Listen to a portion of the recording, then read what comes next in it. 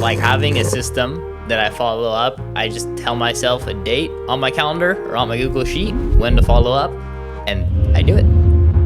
You've got to spend a full-time effort dedicated towards. Thing that you're saying, where it's like Yeah. you just show up and you just do what you're supposed to do.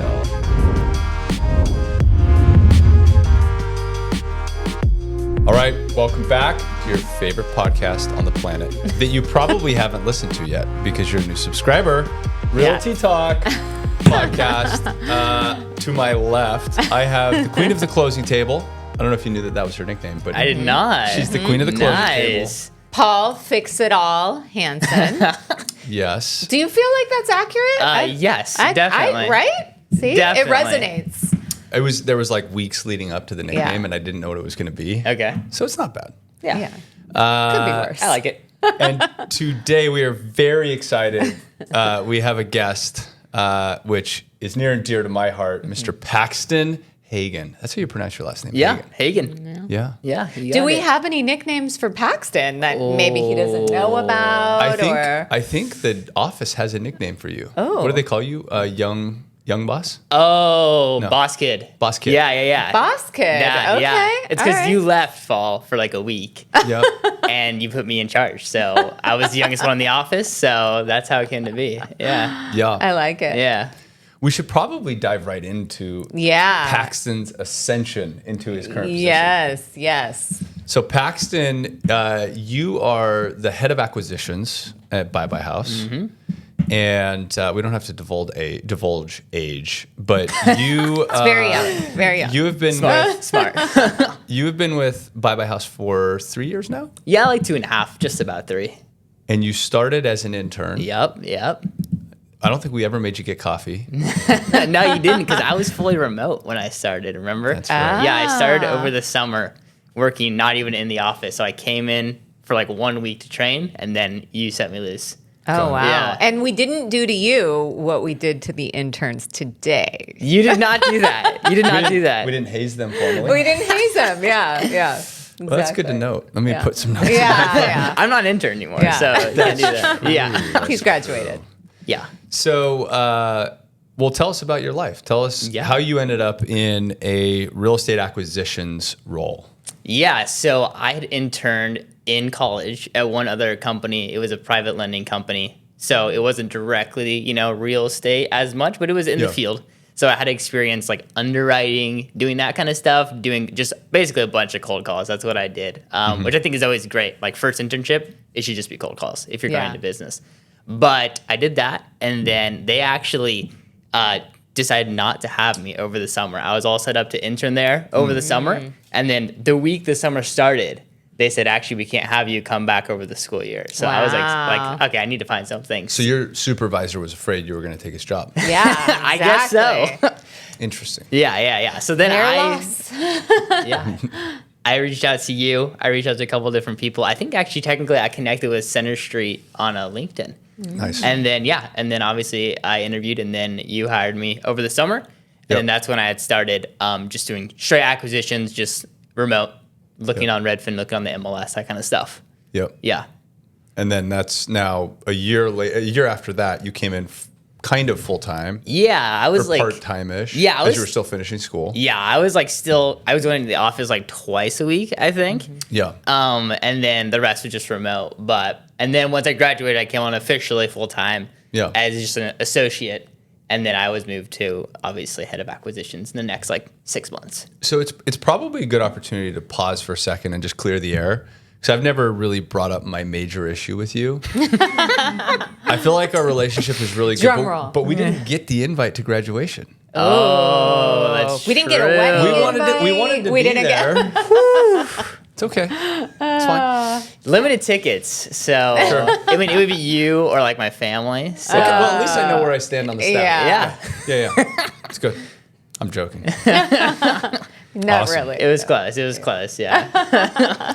So, I mean, we can segue into some of the other items that we have, but I think it'd be really cool for you to talk about what you're working on right now. Like what does a typical month look like for you in your position? And maybe I'll kind of paraphrase a little bit before you dive into it. Sure. But your current responsibilities are to oversee all of the properties that Buy by House acquires.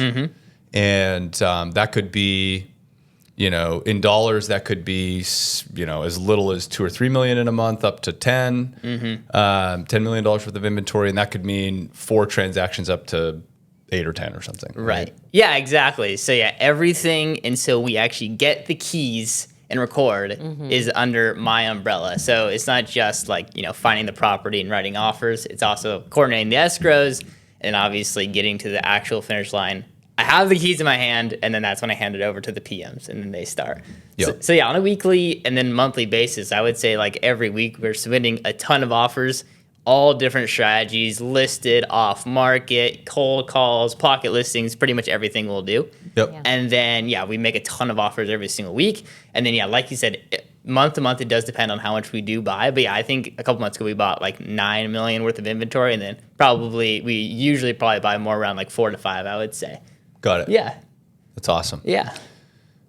And if usually we're talking agents on here, and a lot of our listeners are agents. So if you are a real estate agent, how do you work with Buy by House? Yeah, so most of the deals we do actually right now are with agents, even on like listed properties. So it's definitely, I think a lot of people have the misconception that like, you have to have the inside track, or like, you have to bring me an off-market property that you have. That's not really the case. The agents that we work with the most bring value to me. So they'll do their own, cold calling of homeowners, door knocking, notice of default, just calls. They'll follow up on expired properties. They have a bunch of different strategies, what they do. Some people focus on specific areas. Some people try to kind of do it all. But those kind of agents that do the work themselves and then bring me the full package and say, hey, here's the property. This is the price you can get it for. I think it's a deal because this is what ARV is. And this is what the renovation budget is. Those are the agents that we do a lot of business with. Instead of just sending me a listing and saying, what would you buy this for? Hey, what do you Right. think? Yeah. What's ARV, Paxton? Let's tell the group. So ARV is what it sells for once it's fully renovated and once we've done everything to it. We put it on the market. And the idea, obviously, is that we'll probably list it for what ARV is. Maybe a little bit more, maybe a little bit less, depending on where the market is at when we actually do list it, 6 or probably like 3 months or 4 months after we buy it. So it stands for after renovation value. Yeah, sorry, that is the term. Yes. So being in the position you're in now, what have you learned that you would pass on? As Suzanne mentioned, we have agents that are listening, not just in California either. I mean, all over the U.S. And I think most agents aspire to become investors over time, or have an interest in it. So what would you recommend they do to get to a place where they can transact frequently? Because if we buy 10 houses, your team is directly responsible for creating, call it 6 or 7 of those, and then outside agents are bringing you the other 30%. Yeah, I'd say that. So, I mean, if you looked at yourself just as a real estate agent, not an investor, you're transacting 5 to 6 times a month. I think every agent in the United States would be like foaming at the mouth to transact that frequently. So what are you doing that you would recommend they go and do to see more transaction volume? Yeah, that's a good question. I would say the main thing for me, probably 2. The first one is just volume, and then the second one is just following up. So I have... So double click on those. Like volume, what do you mean by volume? Volume, I mean... essentially setting a number, a standard for yourself of what you're going to do for the week. So let's say for me, like submitting 5 offers, 5 real offers that I think I have a chance on, right? Right. That's my goal for the week. I do that every week, no matter what. Even if it's Friday and I only have 1, I'm going to go drive and be out and then submit 5 offers because that's what my goal is. Yeah. So that's the first one. The second one, Let's pause for a second. Yeah. So that means that you're spending full-time efforts identifying how to go get deals. Yes, definitely. So 40 hours or more a week, you are trying to transact. Yeah. Probably more. Yeah. And I feel like, when I'm talking to agents, like how many agents do we know that are writing 5 offers a week in the market as, it stands right now? Not many. Not many. So, it's there. The opportunity is there. It's just a matter of, execution. Right. Yeah. And then to note on that, I think a lot of people also kind of have the, conception that there's not enough houses listed for them to contribute. So they'll be like, they'll send me a deal and I might be like, oh, I've already seen this. And then they'll be like, oh, well, there's not really enough out there for me to contribute. But I think I only really see like 20% of what I could be writing on, because there's always opportunity, like houses that have been listed for, 120 days. Like, let's write an offer on that. So there's a bunch of stuff that I never think that there's too many people looking at the market. I think there could always be more different strategies, different approaches. And inventory's up overall year over year. So I think, the story of what it used to be, like, oh, there's just not enough homes on the market. Inventory is ticking up. So that story has changed as well.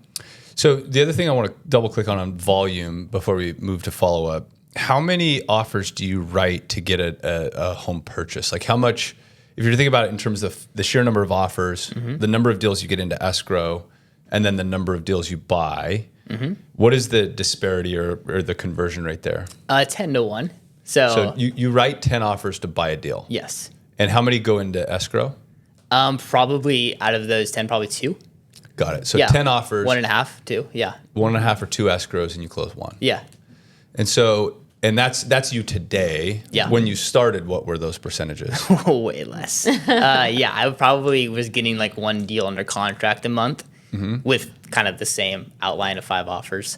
Right. And probably it was still 50% on the close rate, I would say, approximately. Sure. So I'd probably say every other month. You were when I first transacting. started, yeah. Yeah. Yeah. But during that time, you were full-time focused on getting deals. Right. Yep.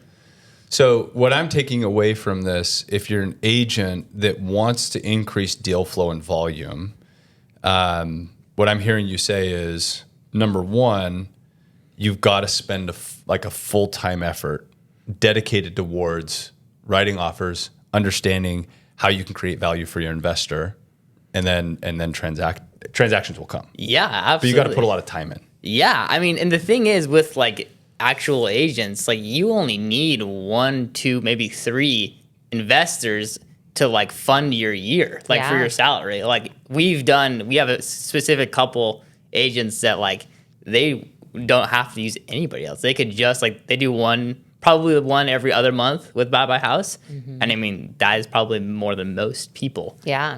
And they're obviously usually bigger purchases. But yeah, I totally agree with what you're saying. So that agent transacts 6 times a year with us. Yeah. And the amount of money they make there is probably 4 or 5 times what the average California agent makes. Yeah, I don't know what the average is, but probably less than 1 transaction. Yeah. Then yes. I think today there are 500,000 or just under 500,000 licensed real estate agents in the state of California. Oh, wow. And there will not be 500,000 homes transacting this year. Yeah. Okay. Gotcha. So if you're an agent in this market, this kind of sounds like a really great solution.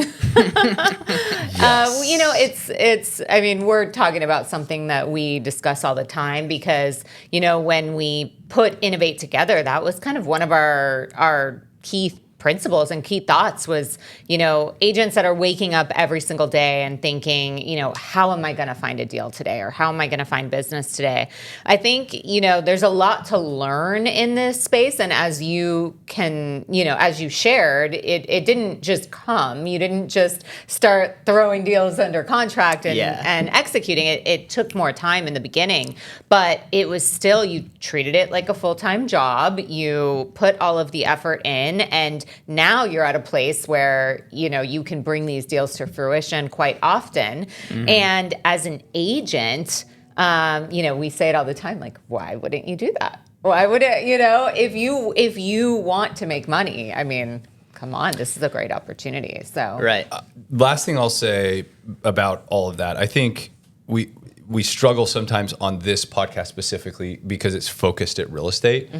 I am probably jaded because I've been an entrepreneur for so long, but I think that the average American is not switched on. That's what I say. So let me transition away from real estate. Let's say you're a Starbucks barista.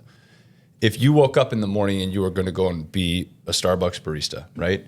what I know about you is that you would make the best coffee you could possibly make, and you would be trying to improve yourself every day, and you'd be present, and you'd show up, and you'd grind. I think the average American worker is punching the clock and unengaged. They're not switched on. And so I think that's the same for real estate agents. They wake up, if they don't have a listing and they don't have a buyer, they are not proactively trying to improve.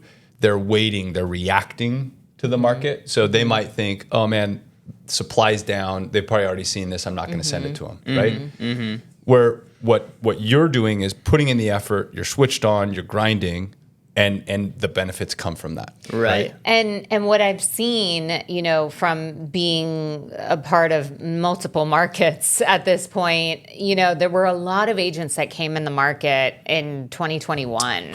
And so, and even previous to that, there have been a lot of times in history where you can just pick up your phone and wait for someone to come to you, but that is not the market today. So, it's all about what can you do to set yourself apart? What can you do to still generate the income that you want to make?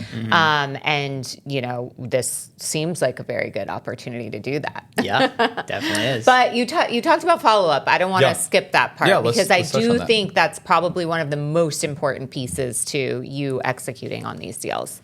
Yeah, I think so. I think we've talked about this a ton of times, obviously, Paul. Yep. But yeah, for me, it's just honestly pretty simple. Like having a system that I follow up, I just tell myself a date on my calendar or on my Google Sheet when to follow up, and I do it. I mean, that's literally all it is. And you'd be surprised, or I'd be surprised even too, how little people just do that. Like it's very, very simple. Just like say, 2 days, call them. Yeah. Boom. And then just do it. Yeah. Yeah. That's pretty much the system. Yeah. And that's like just that combined with kind of what Paul said, just like working every day. Yeah. And grinding. Well, that's what I was going to say. It comes down to that's the same thing that you're saying, where it's like you just show up and you just do what you're supposed to do, But I also think that we talked about this on another episode where there are just certain people that at a very young age too, kind of just have that drive. So where would you say your drive comes from? Like, do you think that was something that you were just born with, you have felt your whole life, or where are you channeling that from? That's a good question. Honestly, I don't think I've thought like too much about where my drive comes from. I mean, obviously I'm still pretty young, so I guess I could say it doesn't like just develop. But there are a lot of people your age that, are not doing this and are not running an acquisition team for, and purchasing X number of homes every month. So, what sets you apart? Where did that come from? Honestly, I don't know. Oh, putting you on the spot. I know you are. Yeah. Yeah, I mean, ever since I guess I was in high school, like I obviously try to apply myself, but that seems like a very different, thing that you're talking about. So I mean, not really. Like we talked about it when I was telling my story. It was like I used to ditch school because I wanted to work. Like I was motivated to like make something and make money and create. Yeah. And that started in school with me too. But eventually it just shifted from like being really good in school to like my competitive nature. I wanted to be really good at my job. Right. Yeah, no, that makes sense. So yeah. Yeah. Do you think you're competitive? Yeah, definitely competitive. Okay. I don't know. I don't think I'm like a 10 out of 1 out of 10, probably like 8. Maybe 9, like on the competitive scale, but it probably shows less than other people too. But yeah, I think it's a very internal thing. I don't think that's right. What do you think? I think you're incredibly humble. Yeah. And you would never want to put somebody in a position where they felt bad. But if you don't mind, I'm going to share a story. Yeah. And then we got to. I don't know what you're going to say. Yeah. Then we have our. I think he's incredibly competitive internally because we had a conversation about running a marathon. And he's like, you know what, I'm going to do that. And I was like, oh, great. When are you going to go and run a marathon? And we just briefly talked about it, but he started training. And then 3 months later goes and runs a marathon. He didn't run like a race where there's hundreds or thousands of other people. He just set a course up for himself and then went and ran a marathon. And he was like, well, I just want to get it done within this amount of time because I've got other stuff I want to go and do. So I'm not going to let the rest of the world dictate when I can go and accomplish what I want to do. So then he just went and did it. I love that. I mean, it's incredibly competitive. Yeah. I just think that internally you wouldn't want, when you say I'm an 8 or a 9, you wouldn't want to step on someone's throat to win the game. Is that fair? Yeah, I think that's definitely fair. Yeah. Yeah. Which is healthy. Yeah. Hopefully, yeah. Yeah. Yeah. Okay. Depends on whose throat it is, but yeah, that's right. Okay. All right. On that note, we have one of our segments where one of our listeners submitted a story to us. Paul gets to read it out loud. It's a fun real estate story, hopefully. We'll see. I don't know. The last one left us like, we need more. So lots of hopefully. questions. And just to preface this, so for our listeners, you should definitely subscribe because we have a personal real estate story coming soon. It's just, we're at the beginning stages of uncovering what this story will be, but yeah, stay tuned. Make sure you subscribe because Paul will be sharing his own real estate story. Yeah, it's gonna be very great. soon here. I can't wait. Yeah. All right. So for our listeners, on this week's segment of Homes Gone Wild, a repeat buyer couple and I went to view a short sale listing. After I knocked on the door, it cracked open about a half an inch. I peeked inside and it was pitch black. In the darkness, I heard a voice say, "Come in." Interesting. Creepy. Perfect. When they say it's pitch black, was it just dark inside or was it like a nighttime showing? I'm confused. My buyers and I entered with our hands out in front of us because we couldn't see anything. I asked, "Can I turn on some lights?" No reply. We turned a corner where I found a light switch. I turned it on. We were standing in the kitchen where 4 or 5 people were sitting on couches in their pajamas, staring blankly ahead. Oh my gosh, is this like the What Hills? is this? This is the Hills Have Eyes. Oh no. There was also a deep freezer chest in the middle of the room and a hole in the floor. All of a sudden, 2 German shepherds pounced on a sliding door and started barking like crazy. My clients and I almost hit the ceiling, but the people sitting on the couches didn't even flinch. They just sat staring straight ahead. This is creepy. Oh. I asked a question, and one of them kind of mumbled something. I thanked them for their time, and my clients and I quickly scooted out the door and into my car. We drove several miles before any of us spoke. Mrs. Buyer broke the silence by saying, "Did anyone else feel like we were about to become Sunday barbecue?" Oh my gosh. That's insane. Oh, that's so creepy. I'm still left with more. Were they squatters? Are they homeless people? We do have questions after these stories. I feel like that some of them need a part 2. Yeah. Like we need more information. That But hurts my heart.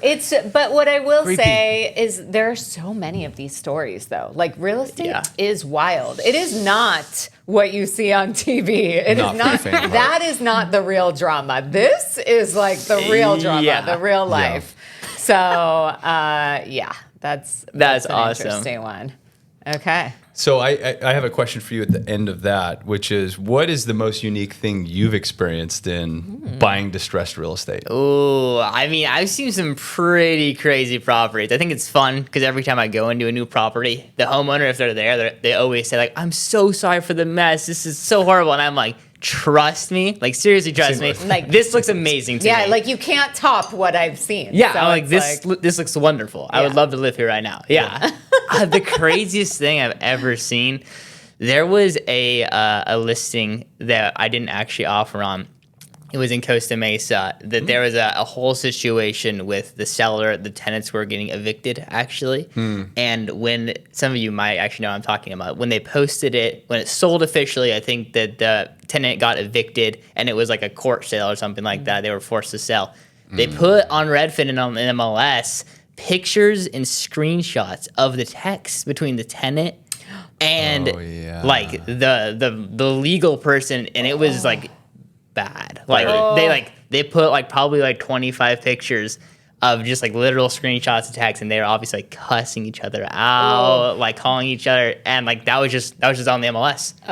Anybody could see it. And I was like, that then syndicates How to did the Zillow and MLS Redfin. like? I don't know. How did they not flag? I mean, I get flagged like for for using like the wrong word, I get flagged and potentially fined. Like, how did they let that slide? Probably I don't 'cause it's a know. photo. Yeah, but still, they'll say like they comment on that. I think it got taken down pretty soon after Eventually, that. yeah. Yeah, but I was like, I saw it like a minute after. Cringe. Because it's Costa Mesa. I see all Yeah. those listings. And I was like, I literally looked at it for 30 minutes. I was like, Is that what led you to not write an offer on it? well, it already other sold. dynamics? So, Oh, okay, it was a yeah, close. yeah, Okay. yeah. That's not one that I actually walked, but that's one that I was, obviously saw. And it was just, had I'd your never eye seen on. anything like that That's before. a good one. Yeah. So I know a lot of these questions, but I think I should ask them. Yeah. Because I think for our listeners it would be good. Yeah.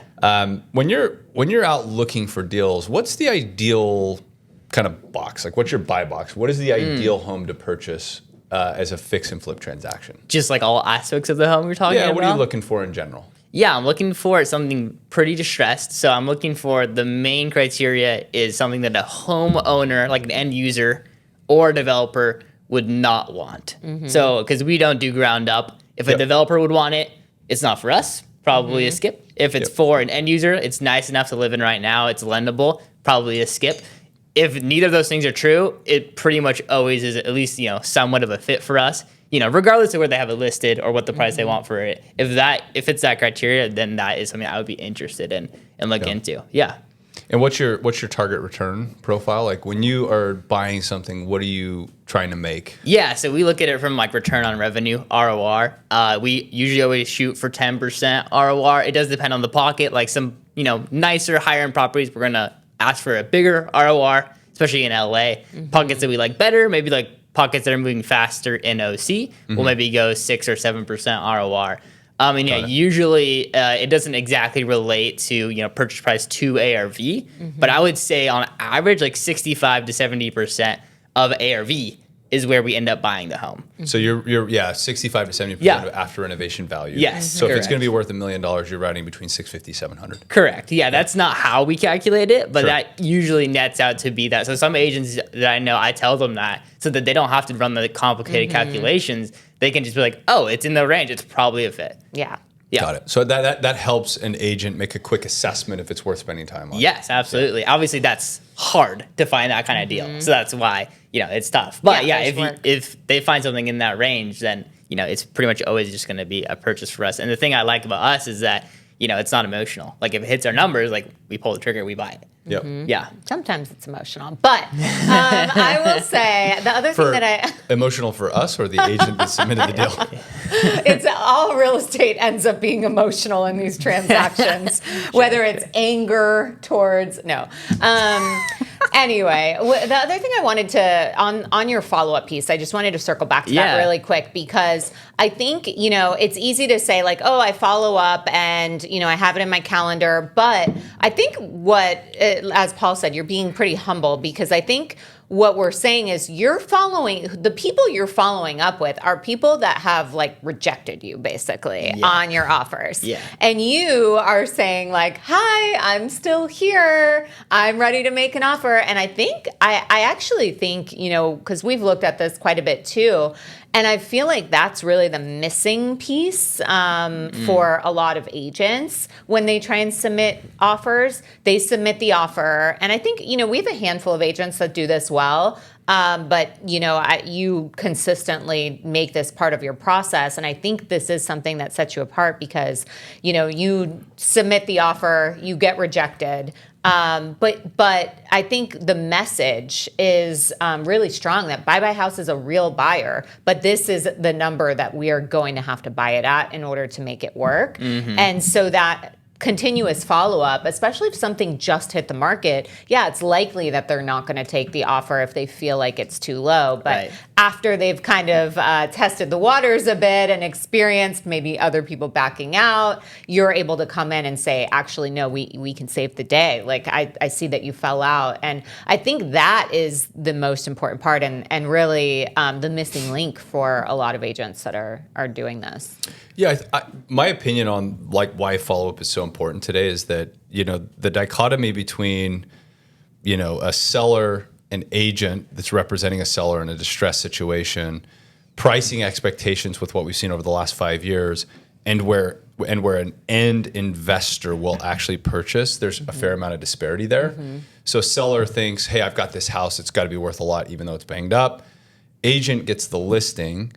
In this market over the last 4 or 5 years, agents haven't gotten a lot of listings. And so they try to, keep that seller happy. Yeah. But they don't really set a good level of expectation of where it should transact. So they try to push investors up. What we see happen is that those investors, get in, do inspections, back out. Yeah. And I'm not saying this from an ego standpoint, but I just think that we've done this long enough, and we've watched transactions that we missed on close even below where we would have purchased. We're not that far off. Usually, I mean, it's within a point or two. Yeah. But it is an emotional process for the listing agent and the seller. So when we say we're not emotional, we look at the math. We say, okay, what is this going to be worth after we've renovated it?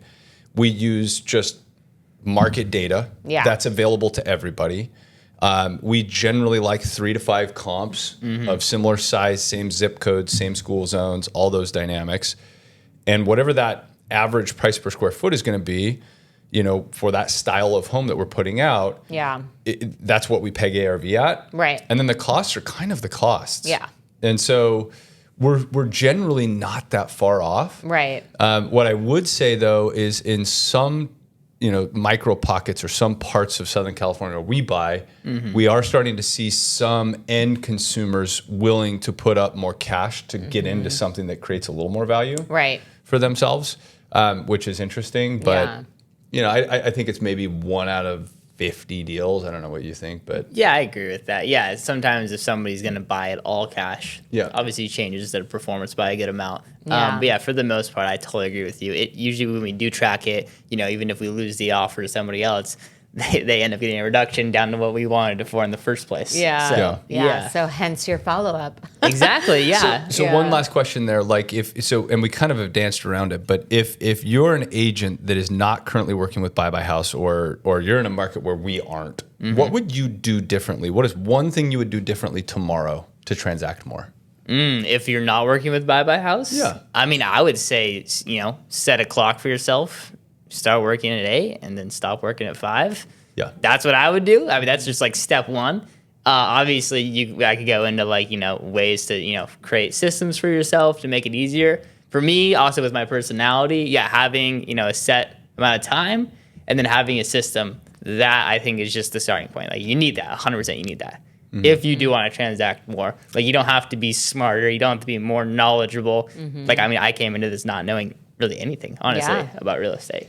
Yeah, but what you're saying though is dedicate yourself fully to the job. Yes. And then when you do that, look yourself in the mirror and say, okay, what can I do differently? What actions can I take that will deliver a different result? Yeah. I mean, I'm still always changing exactly what I'm doing, my exact processes. But end of the day, obviously just putting in the time itself is always going to be there. That's never going to go away. Yeah. Cool. All right. Well, with that, we have our game to play. Yeah. So we are playing Guess That Price. Is it right? Yeah. So, I gotta be better today. So I am currently winning scoreboard 1-0 guessed. So we'll see. You're We're gonna see. You're our first guest. First guest Oh, playing this game okay. with us. So, okay, we're going to be guessing the price of the home. We're going to get location, number of bedrooms and bathrooms, and square footage. So for our listeners that are not watching the video content, you should watch the video. I recommend watching the video content for this segment. But if not, Paul does a really great job describing what he's looking at. So let's do it. Okay. Oh. Ooh, Costa Mesa. We're I gonna be feel like dangerous, Paxton has 2626. an unfair advantage All here. I right. know the zip code. Okay. This home is not sold. I know 3 this listing. bedroom, 3 3 bath. bedrooms, 3 He says he knows the I'm listing. joking. 1792 We probably do. square feet. I know. Yeah, we might all know it. 1792 square feet. All All right. Yeah, 1960. makes sense. Okay. And are we is this not on the main road, not next to You get multifamily? nothing Don't get now. any of You that. get Okay, that's you hard. get photos. You get photos. Oh, okay. Yeah. Okay. This is, I know exactly where this is at. This looks pretty familiar. Okay. All right. So, I mean, if we're describing the house, I would guess it's a 6,800 square foot lot within a mile of Killybrook Elementary School. It is it's a true kind of track home from the 60s in SoCal, where it's a slab foundation. Entryway has a fireplace, ceiling's 8 feet. okay. Yeah, maybe they did the floors a while back. Oh, sunroom. Yeah, you got some tile / laminate flooring probably, and a sunroom on What would you back. do with a sunroom like that in Costa Mesa there? I would not have a sunroom. Well, that is my. That's what I was leading to. But this is a beautiful. I mean, let's go back. This is incredible. Yeah. Like sunroom. Sorry, I'm just going back to the sunroom. This has got a lazy boy on AstroTurf in the sunroom. There was a retired human that sat out there all day, every day, warming up. Living life, Yes. definitely. Okay, 90s era remodel kitchen, like cherry cabinets. You got some granite on the countertops. Okay. I mean, it's like The carpet toilet seat cover, love that. That is helpful. you were right with your retired. Oh, yeah. That is my grandma would Water always pick. have. I'm like, is this Yeah, sanitary? water pick. I You don't picked up know. on the water pick. Yeah, there's a water yeah. pick in the bathroom. Okay. There's a little office off of this. Has got to be the primary. Oh, weird. Yeah. Look how small the primary is, though. Yeah. So it's probably a king size bed, and you've got like a 1.5 feet on either side of it. Well, maybe take some of that office space. Yes. Kid room. Okay. Definitely. Yeah. Some fancy colors in there. Beautiful green door. All right. Okay. It's like both siblings slept in that last room. On like Yeah. either side of it. Yeah. The They pink like and blue. cats? Yeah. And rocking chairs. Yeah. Okay. Lots of rocking chairs. All right. Split out through this house. I mean, it's pretty basic. The popcorn ceilings have been scraped in some rooms, but not others. It's kind of interesting. Okay. Oh, There man, it look at this is. sunroom. There's This is a that vibe. sunroom. Gotta stay. Yes. Has to say. Must keep. Okay. All right. Keep going. Oh, yeah. But you nice. got a pull through on the Yeah. side. Yeah. Decent So yard. there was no garage then. Is the yard like, it's not a square? Is it like, it's kind of interesting how you can see the yard there in that Yeah. corner. Like, Yeah. So we said how many square feet was it? So 1792. 1792. All right. Paxton, you get the first guess. I get the honors. It is hard to say because obviously, like, street is gonna matter a lot here, and like how close it is to Irvine. But it is 2626 zip code, so So that's like southeast of Mesa Verde. It's gotta be west of the 405 for the 626. Although I hope it be is, or else South I'm gonna be so off. yeah, it could be south coast of the pocket. Next No to pressure. No pressure. Who's going first? Paxton, he's You the get to go guest. last. Yeah. I'm 'Cause Oh you're- wait, is this you're on winning. east side, or are you saying it's not on the east side? 626. Well- I don't think it's east side. Oh, Yeah. it's not. Well, Oh, we don't know. We I don't think know so. where it is. Oh, I don't okay. think so. From looking at it. I think this is next to Killybrook Elementary. That track Oh, behind Target. gotcha. Yeah. Okay. Just north of, or just north. These guys, we need a harder one for them. This is hard. This is hard. We Okay. don't know exactly what it is. All right. What's your number? I'm gonna say 165. Whoa, it's a big number. You think 1,000? It's my number. I'm going 1275. Oh. I was going to go 1425.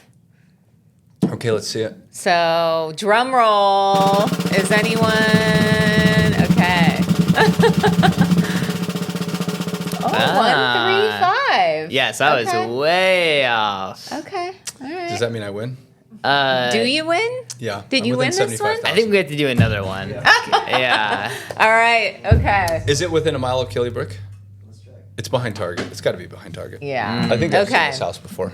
Well, Isn't this close to where you live? It is. yeah. Well, I didn't want to say that on the podcast. I'm so for sorry. everyone, I'm but- so sorry. I live in 1966. Within 100 miles. Minorca. This is. Yeah. It's going to be, I know the exact track. It's going to Yeah. be right behind the Target next to Killybrook Elementary Yeah, School. I feel that they did this to me on purpose so that I would have an Oh, unfair no. advantage. It is Mesa Verde. This is the outer loop of Mesa Verde. Oh, okay. So I would have guessed like 1.5 if I picked up on that. I thought it was going to be right up there next to Hallcrest. That little pocket. No, to the left. Okay. Oh, and just east of Harbor. All right. I was That's thinking probably a deal, like close to. I know. I was thinking like close to the golf course. Yeah, good job, guys. Okay. All right, let's buy it. Our team. Junior, for all of our listeners, Junior is our incredible podcast. We got to come up with Director. a good director. Yeah, he does it all. Yeah, confidant. Yeah. He's our North Star of podcast. Yeah. He gets the referral fee if we go buy that. Okay, great. Probably write an offer on that. Yeah. Yeah. Text me the address. 1,700 square feet. That's a good deal. That's what I'm saying. It's on Menorca. I think I'm all about that sunroom. I mean, I feel something good can happen. We have a there. baked-in buyer. Perfect. Perfect. All right. Okay. Well, with that, do we have any closing thoughts for the day? I would say for me, my takeaway, being on the real estate side of things, I think if you're not already, if you're an agent and you are not sending deals to Buy Buy House, I think you're insane. And if you want to learn more about it, I think, there are trainings and a lot of offerings for agents to understand what that world looks like, because I will recognize that it is different from, the average real estate deal. And I think it's important to state, like, it is not going to be like other transactions that you've done in the past if you haven't worked with investors. Yeah. But I think that is really what makes Paxton so great at what he does, besides like just you as a person and the dedication that you put into it. But coming in and not knowing anything else about what the process looks like, sometimes as agents, we get in our own way. And, we feel that things have to be a certain way. But really, like, we make the rules. We all make our own rules. So make your rules and live your life. No. And close some deals. So, yeah. So I have a few things. One thing, so if you're an agent at Innovate, yes, Paxton runs a 5-day boot camp to learn how to become an investor. If you're not at Innovate, should we just open a couple slots up?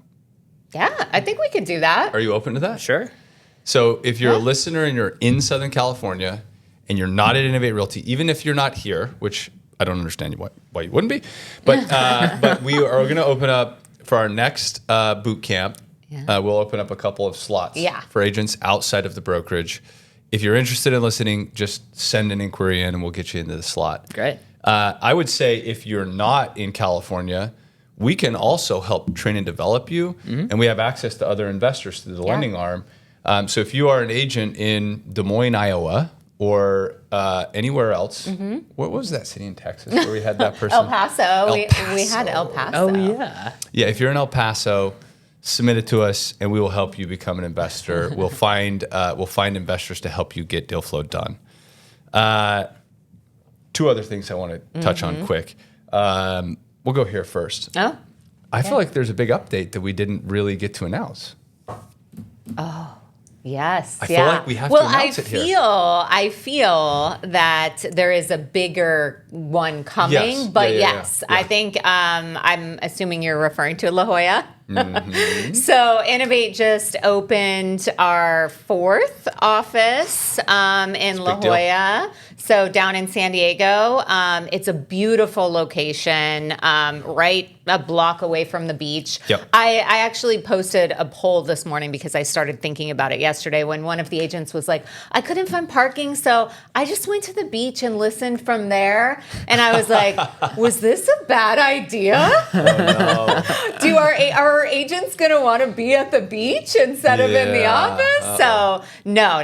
I think so far we're winning. I think agents are really excited about it. But it's a beautiful space, and Innovate. It's a huge accomplishment. It's been like a year in the making. So very, very excited to get that launched. Yeah. Launch party. Stay tuned. Coming soon. Yeah. Congratulations. That's exciting news.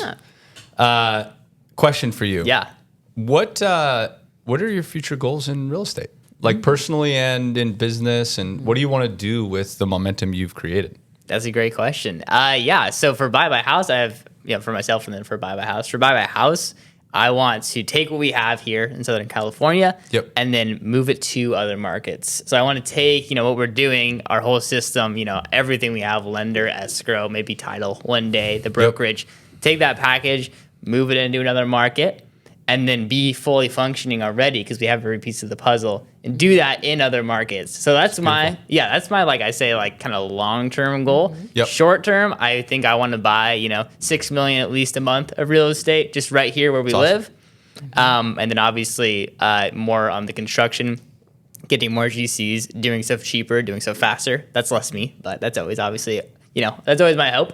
Yeah. And then for myself, actually, I'm planning to do some investing in real estate, probably into Buy by House deals. That's my first hope within the next probably 1 to 3 years. Wait, you're going to JV with Buy by House? Yes, sir. Yes, sir. Interesting. Yeah. That's an option. So if you're a listener and you're an agent, you could JV with Buy by House? Yeah. Wow. Who knew? Yeah, I know. That's story for another. Sounds interesting. Yeah, maybe we should do an entire episode on that. It's a great idea. I love it. I love it. Yeah, so that's like what I'm going to do for the next 1 to 3 years. And then after that, my plan right now is to do a couple purchases of probably 3 to 6 unit deals, fix and holds in probably more like East OC. Cool. Yeah, so that's my plan right now. We'll see exactly what happens. Very clear. So in 5 years, bring me back. Yeah. And then we can talk about it. Yeah, I We'll do love it. I'll just close by saying it's been amazing to get your full story. I know most of it, but it's cool to hear your goals. I think a tremendous amount of your success to where you are today is also kind of highlighted with what you just mentioned about your long-term goals and short-term goals. Like you're very, very clear. I'm going to buy 3 to 6 unit deals in East OC over the next 3 years. I'm going to invest and do this, right? And so your goals and your intentions are very, very focused. And I think that's why you've created the success you've created. But it's been an honor to spend time and work with you. And I hope we both retire at Buy by House. Same. Yeah. I love it. Yeah. And recently married. I know. Yeah. So for all of the ladies that are listening, So sorry, off my the market, friend. off the market. Yeah. All right. For everybody that is listening and subscribed, we appreciate that. It helps out a lot. If you have not subscribed, please do so. Check us out on all the socials. And we're going to be back in a week for another episode. See you next time. Thank you. Yeah. Bye.